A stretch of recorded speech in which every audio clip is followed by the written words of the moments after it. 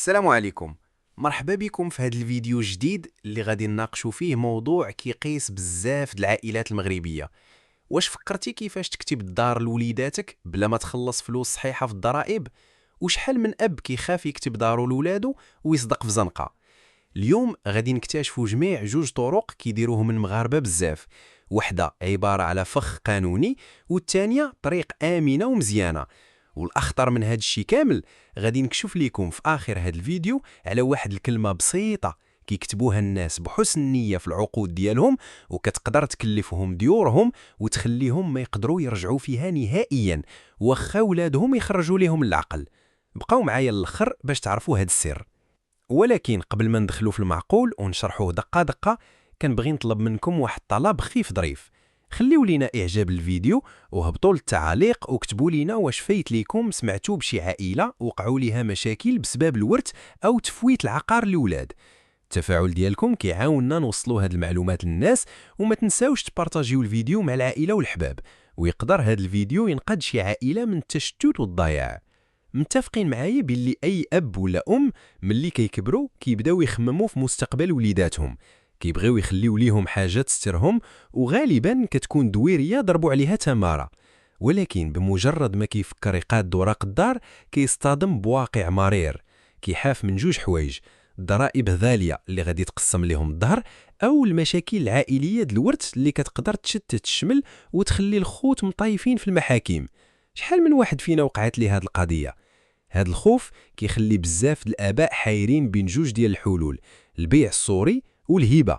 واليوم غادي نديوكم في واحد الرحله باش نفهموا هاد الجوج مزيان. اجي نفهموا شنو هو البيع الصوري وكيفاش كيدار.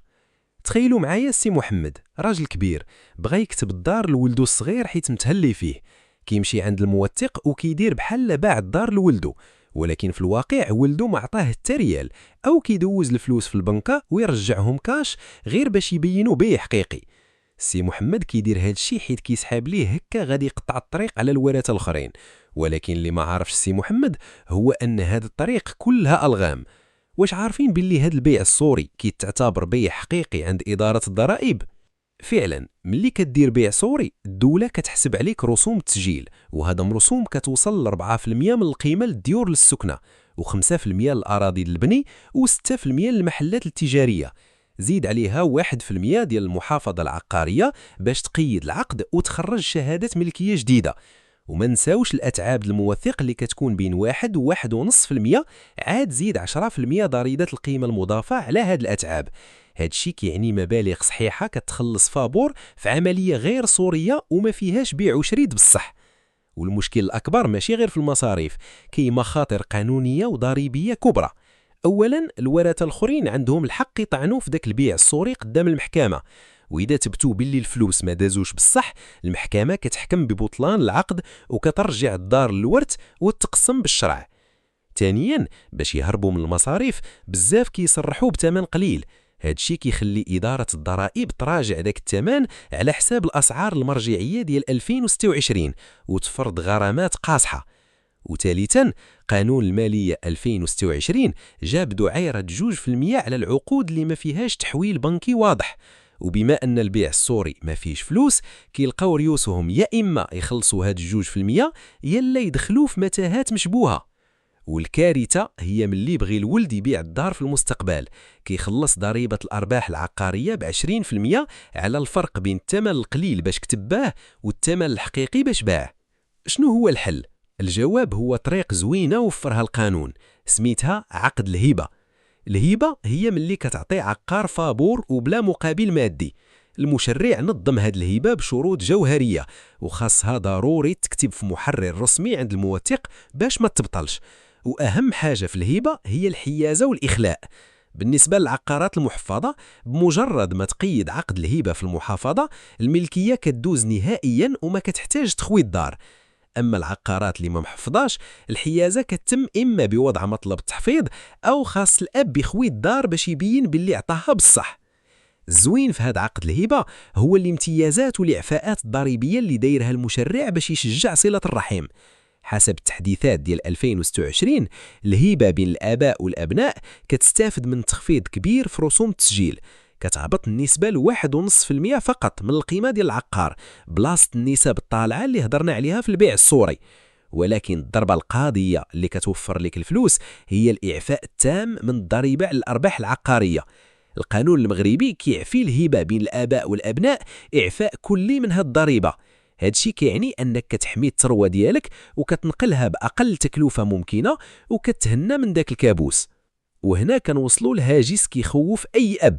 شحال من أب كيقول إلا كتبت الدار لولدي وطردني للزنقة أو تبدلات عليه الوقت.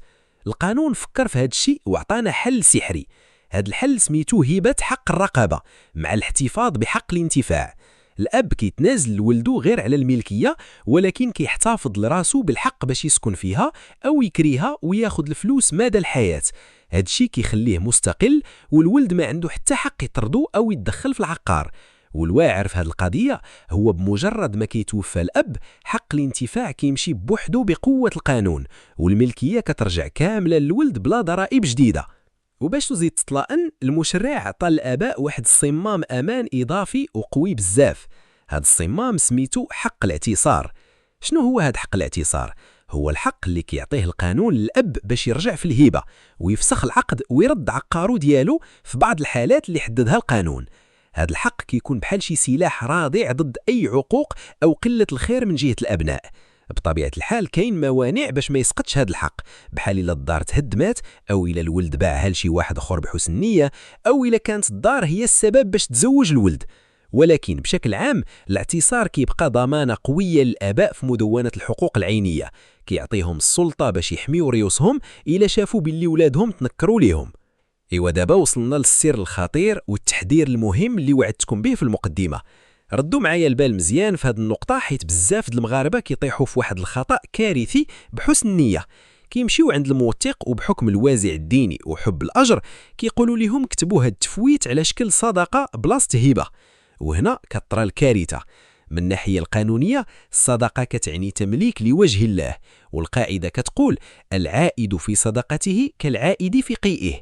هاد الشيء كيعني باللي ممنوع منعا كليا تمارس حق الاعتصار أو ترجع في الصدقة ديالك مهما وقع وتحت أي ظرف. يعني بمجرد ما تكتب صدقة راك سقطتي أقوى سلاح باش تحمي راسك وما بقاش عندك الحق تسترجع الدار ديالك أبدا. داكشي علاش ديما استعملوا عقد الهبة، حيث هو اللي كيضمن لكم هذا الحق الاستراتيجي ديال الاعتصار. خلاصة القول، باش تأمن المستقبل وتخلي العقار لوليداتك خاصك تخطيط ذكي. الأرقام كتبين باللي البيع الصوري كيكلف الدوبل وكيهدد العائلة بمخاطر الضرائب والمحاكم. في المقابل الهبة مع الاحتفاظ بحق الانتفاع هي أحسن طريق آمنة كيجمع بين التخفيضات الضريبية وبين الحفاظ على كرامة الآباء. النصيحة الذهبية هي تمشيو عند الموثق بكري، يصيغ لكم العقد بدقة ويضمن لكم شروط الانتفاع وحق الاعتصار ويتكلف بالتقييد في المحافظة. الآباء ديالي، القانون المغربي دار باش يحميكم ويحمي رزقكم، غير استعملوا الطرق الصحيحة باش ترتاحوا وتحافظوا على المحبة بين وليداتكم. وصلنا لنهاية الفيديو، كنتمنى المعلومات تفيدكم. إلا عجبكم المحتوى شاركوا في القناة، فعلوا الجرس وخليوا إعجاب باش الفيديو يوصل للناس. تبارك الله عليكم ونتلاقاو في فيديو جاي.